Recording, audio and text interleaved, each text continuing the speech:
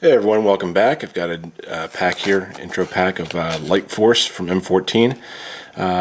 These are about 15 bucks at your local LGS, a little bit cheaper on Amazon or eBay if you can find them.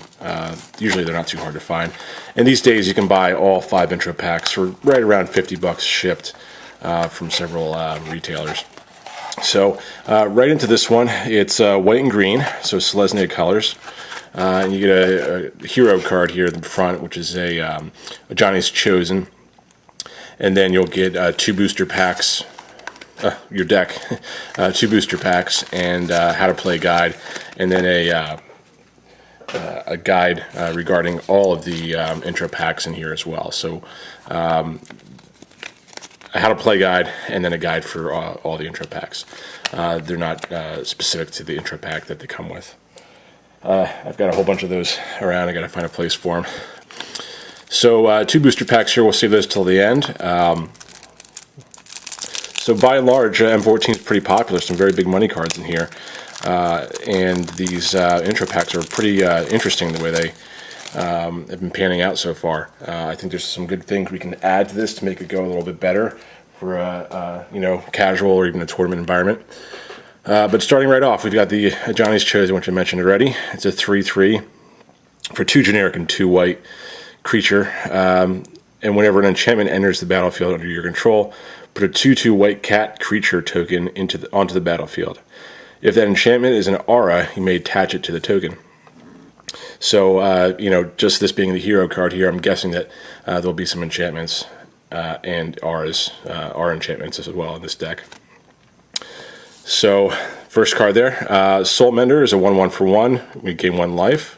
It's a 2-fer. Capuchin Knight is a 1/1 for 2. First strike, and you tap 1 generic and 1 white, and it gets +1/+0 until end of turn. 2-fer.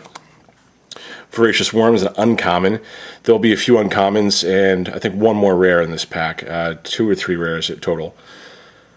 In addition, inclusive of the Johnny's Chosen. And 1 card that you could add to this right away would probably be a Johnny's Planeswalker card. This is a 2/2 for 2, and when it enters the battlefield with X +1/+1 counters on it, where X is the amount of life you've gained this turn. So life gain, not a hugely popular mechanic currently. It was years and years ago. But if there's some way you can work it into a deck here, and you've got cards that play on that, I imagine it will be getting a little bit more popularity. Auramancer is a 3-drop 2/2 creature, and when it enters the battlefield, you may return target enchantment card from your graveyard to your hand. 1 of those. Banisher Priest is an uncommon 2/2 for 3, and when it enters the battlefield, exile target creature an opponent controls until this card leaves the battlefield. 2 of those. Charging Griffin's a 2/2 for 4. It's a flying, and then whenever it attacks, it gets +1/+1. Only 1 of those. So what you really do with these decks is kind of play with it a little bit, and then figure out which cards kind of work best for you, and maybe even with the opponents you're playing, your friends, and then choose bolster up or stockpile some of those cards, so you can play the cards that work best for you. Pillarfield Ox is a 4-drop 2/4 vanilla creature, 3 of those. Something that you might take out because it's a high cost, no ability type creature. Dawnstrike Paladin is a 5-drop 2/4 with vigilance and lifelink, 2 great abilities, expensive up front. So for one more mana, 1 more white mana, you get 2 great abilities here. So I would just go for 4 of these before I play any of the Pillarfield Oxes. Sarah Angel is a old standby. It's a 5-drop 4/4, so the same cost as Dawnstrike Paladin. In exchange for vigilance, exchange for lifelink, you get flying instead. 2 of those. So the way these intro packs work is they have all the creatures up front, then your mana base.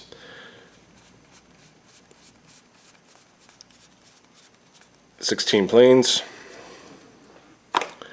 and 9 forest, which is 25, unless I miscounted. Usually have 25 or 26 land in these decks. Elixir of Immortality is a 1-drop. Tap 2 and tap it, you gain 5 life. So this would be something you use in conjunction with a card that you, like Voracious Swarm, where you gain X +1/+1 counters, depending on how many life you gain this turn. So you spend 2 here, 2 for the casting cost in the Voracious Worm, and you've essentially got a 7/7 for 4, which is pretty good. But the ability here is after you gain 5 life, you shuffle this into and your graveyard into your library or owner's library. Brave the Elements is uncommon for 1, where you choose a color. White creatures you control gain protection from the chosen color until end of turn. So that's pretty good. If it was a specific to a black or a blue or a green card or red, it wouldn't be as good. You'd be more of a sideboard card. But something like this you can play in almost any environment. It's low cost as well. But how effective is that? You're only getting it until end of turn. But it is instant speed, so you can save yourself pretty good creature removal by having something like that instead of letting your creature die. Divine Favor is a 1 generic, 1 white, where it's an aura enchantment. So I think the first enchantment we've seen, and the first aura as well. It enters the battlefield, you gain 3 life. Enchanting each creature gets +1/+3. So something that you'd use most likely in conjunction with the Ajani's Chosen. Pacifism, and I may have made a comment in one of my earlier videos regarding this card. I believe it's one of the most reprinted cards ever. There had been a series of articles called Knockout, Core Set Knockout. And Pacifism didn't make one of the sets at one point, but over the years, it's actually been one of the most printed cards out there. So, still very popular. 1 generic, 1 white, and when a creature can't attack or block. You don't want to attach this to a Ajani's Chosen. When it says you may attach a card to it. 3 of those. So be careful with that. Staff of Sun Magus, a Magus card, staff card, it's a 3-drop, and then when you cast a white spell or planes enter the battlefield, you gain 1 life. Fortify is a instant 3-drop, where you get to make a choice. It says creatures you control get +2/+0 until end of turn, or creatures you can control get +0/+2 until end of turn. For 3, not bad. Troll Hide is a 3-drop enchantment aura, so you have some, I guess 2 real enchantments that can work with that mechanic. Enchanted creature gets +2/+2 and has 1 and 1 green regenerate. 3 of those. Angelic Accord is a 4-drop enchantment, not an aura. At the beginning of each end step, if you gain 4 or more life this turn, put a 4/4 white angel creature token with flying onto the battlefield. So again, something that relies on the amount of life you gained in a certain turn. So this card specifically, and I think the other one we mentioned earlier, where you get the Voracious Worm, it makes plenty of sense to stock up on Elixirs of Mortality or similar tap to gain X life type cards. So it is really making life gain, not just life gain, but also enhancing what you have in the battlefield. Congregate is an uncommon, and I don't think we saw our final rare yet, so I think there's only 2. So there's probably one behind here. If not, I missed it. Target player gains 2 life for each creature on the battlefield for 4. There's your rare. Yep. Indestructibility is a 4-drop aura enchantment when you enchant a permanent, and it has indestructible. Hunt the Weak. Put a +1/+1 counter on target creature you control, and that creature fights target creature you don't control for 4. I'm not a big fan of fighting. I prefer to stick to the regular mechanic, or the regular turn phase of attacking in your attack phase and such. But if you like that card, it seems a little expensive to me. And if you know you have a creature on the other side of the table that's going to get off the battlefield to your benefit, and sometimes it's not beneficial to get rid of a small creature on the other side. It's nice to have your opponent think they have a chance of blocking something. So it's not automatic you want to have that removed from the game. Always depends on the situation.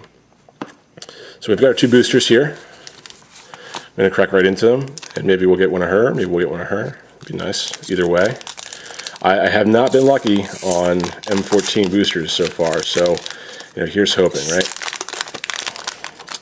And we're going to say, I'll just comment very quickly on any whites or greens that we see, and not even fog, not even go into the depth on the other comments.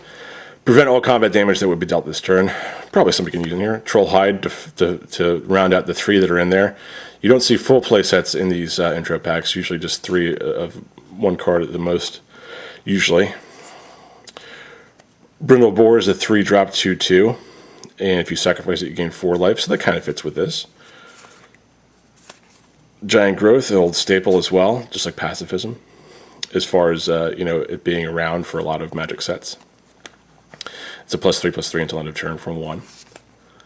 And our first uncommon is Gnawing Zombie,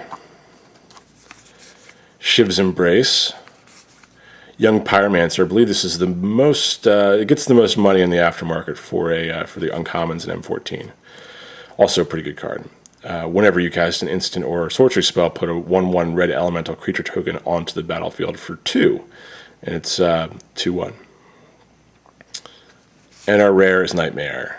It's a star 6-drop, where the power and toughness equals a swamps you control, mountain, and a spiraling token.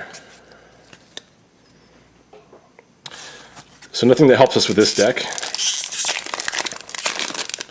but Nightmare is one of my old favorite cards.